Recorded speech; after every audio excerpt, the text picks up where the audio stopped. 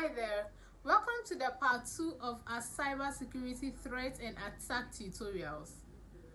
If you thought the last episode was eye-opening, you are in for a wild ride today. We are diving deeper into the dark web of cyber threats, uncovering some of the sneakiest attack strategies out there. Plus, we will break down real-life hacks and give you tools to fight them. So grab a seat, buckle up, and let's jump right into action. It's time to boost your cyber defense game. The third type of attack we are going to look at is the SQL injection attack.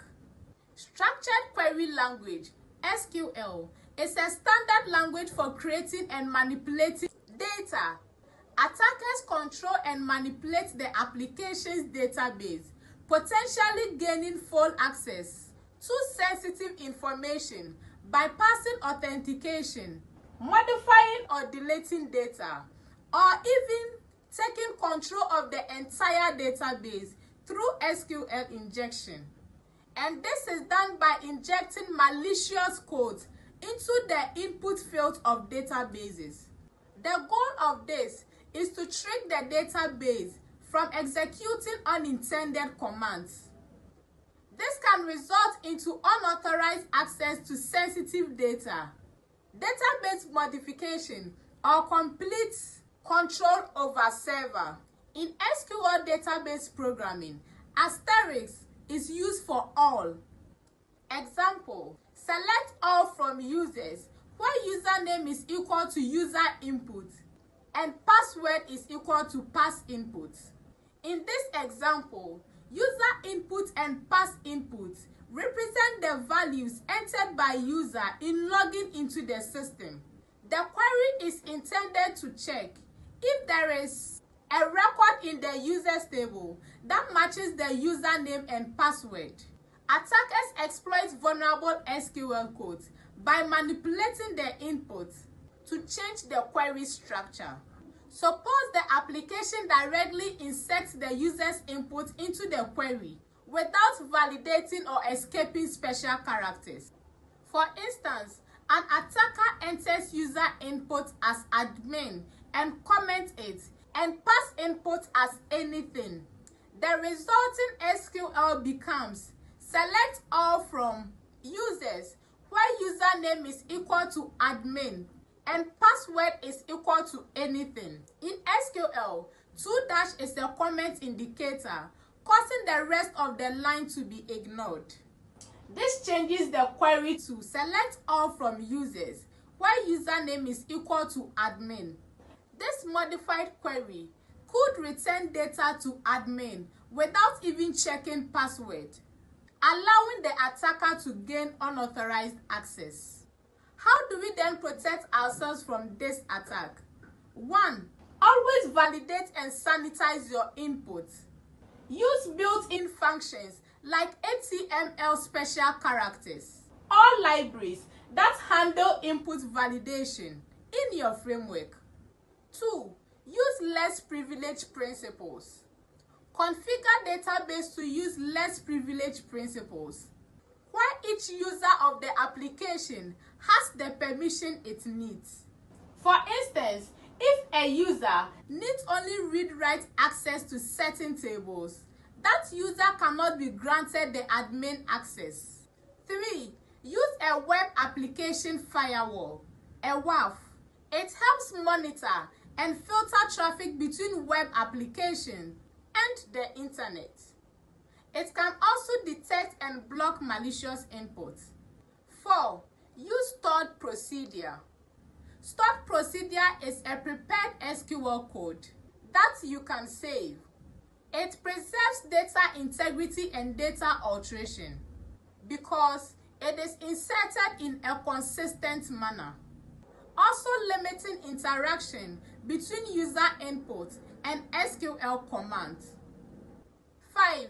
Conduct regular security audits and penetration testing to identify vulnerabilities in your code database that could be exploited by SQL injection. The fourth attack we will look at is cross-site scripting, XSS. Just as SQL injection is to database, so is cross-site scripting to websites.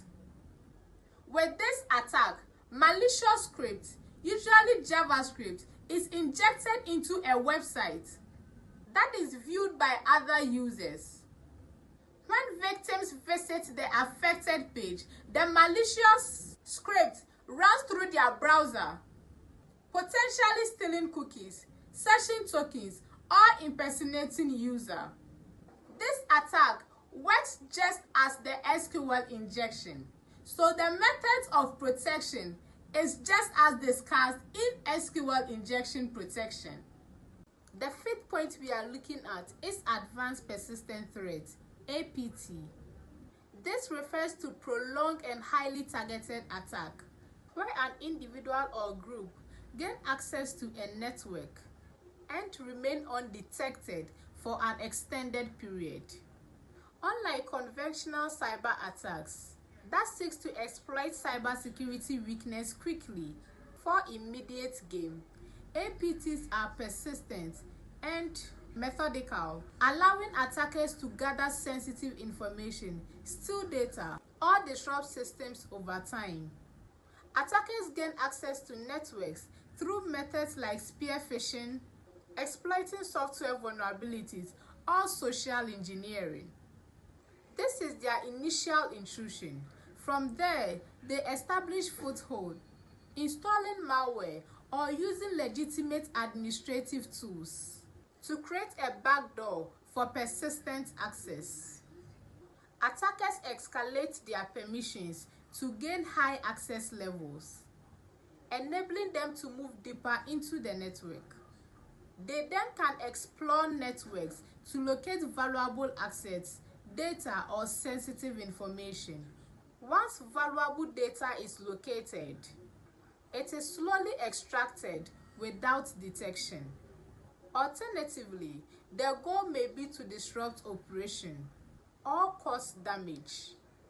Even after the primary goals are achieved, attackers may leave backdoors for future access. Let's look at some known APT attackers. 1. APT29 or Cozy Bear. These groups are known for cyber espionage campaigns, including the SolarWind attack, and they are linked to Russia. 2. APT28, also known as the Fancy Bear. These groups are often involved in political motivated attacks, and this group is also linked to Russia. 3. Lazarus Group. North Korean hackers, known for financial motivated attacks, including targeting cryptocurrency exchange. 4. APT41, a Chinese state-sponsored group that are involved in both espionage and financially motivated attacks. 5. The Charming Kitten, or APT35.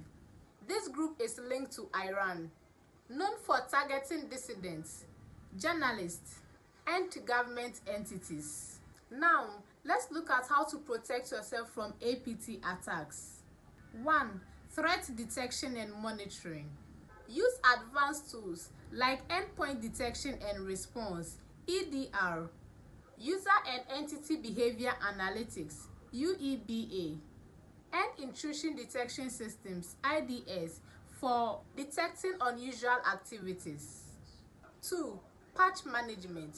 Regularly update software and systems to close known vulnerabilities that attackers may exploit. 3. Network segmentation. That is, limiting access to critical systems by separating networks, making it harder for attackers to move laterally. 4. Incident response planning.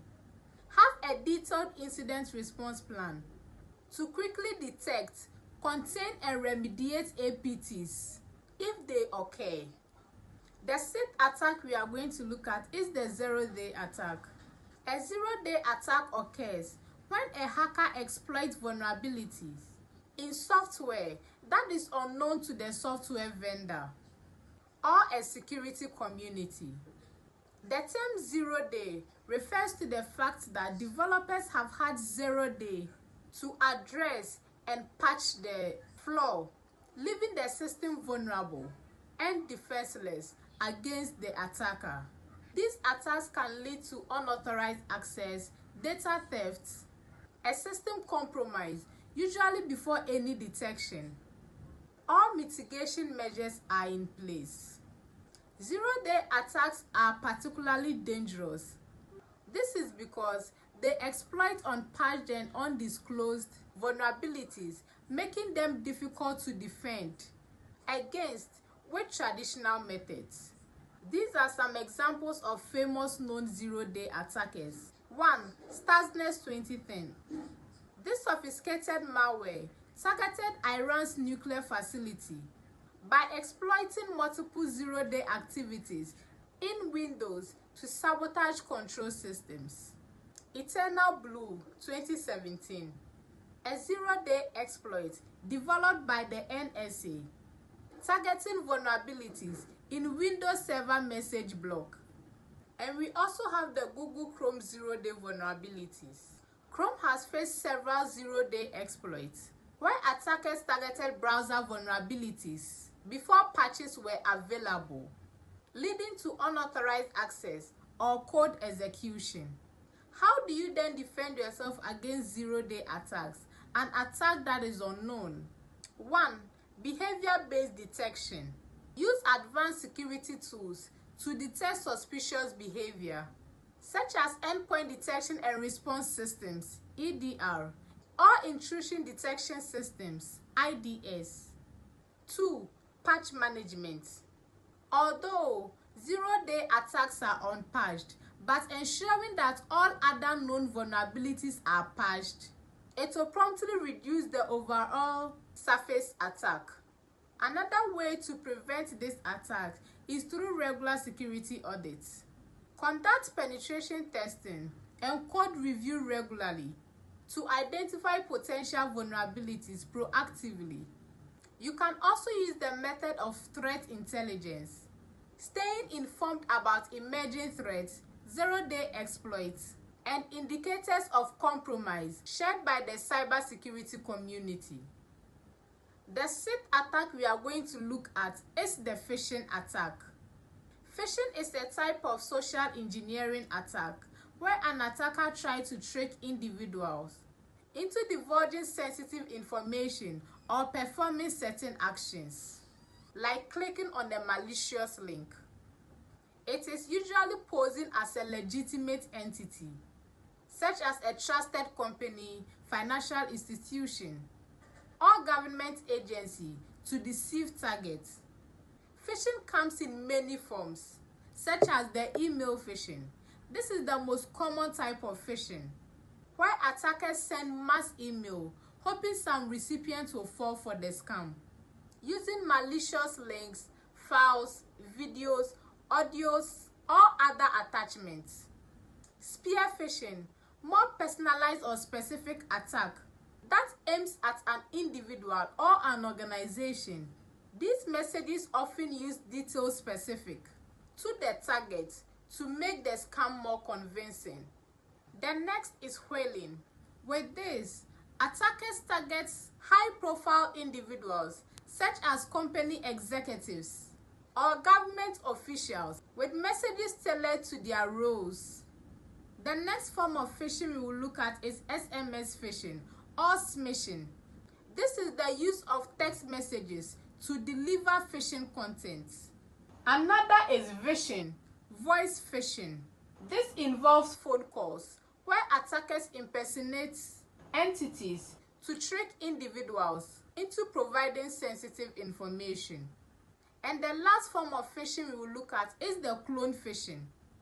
This is when a legitimate email that has been received previously is replicated with a malicious attachment or link and sent to the same recipient. Now, we are going to look at how to protect ourselves against phishing attacks. 1. Be skeptical about unsolicited messages. If you receive an unexpected message or email asking for sensitive information, do not respond or click to any link. Always verify the sender's authenticity. 2. Verify the email sender's address. Phishers always use email address that is very similar to legitimate ones. Check for slight misspellings or extra character that may indicate a fake address. Example, abc@telecel.com and abc@telecel.com, abc@google.com and abc@google.com. Another way to protect yourself is to keep software updated. Also, use multi-factor authentication. Even if your password is compromised, MFA can help prevent an unauthorized access by requiring an additional verification step. Don't forget to also use security tools like enabling email filtering, anti-phishing software, and browser security settings that block or warn about known phishing sites. With all these cyber threats and attacks, there is one major method of protection or mitigation that runs through all, and that is training and awareness. Educating employees and users will help mitigate any form of cyber threats and cyber attacks. That wraps up our deep dive into cyber threats and cyber attacks. I hope this tutorial has given you a better understanding of the tactics cyber criminals use, and more importantly, how to protect yourself and your organization.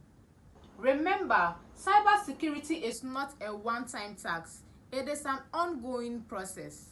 In our subsequent video, we are going to look at malware and the various types of malware, how they operate and how to protect yourself against them.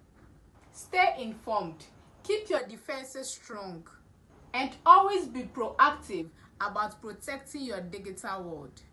If you found this video helpful, give it a thumbs up. Subscribe for more content and share your thoughts and questions in the comment section below. I'll see you in the next video, and until then, stay safe and be cyber secured.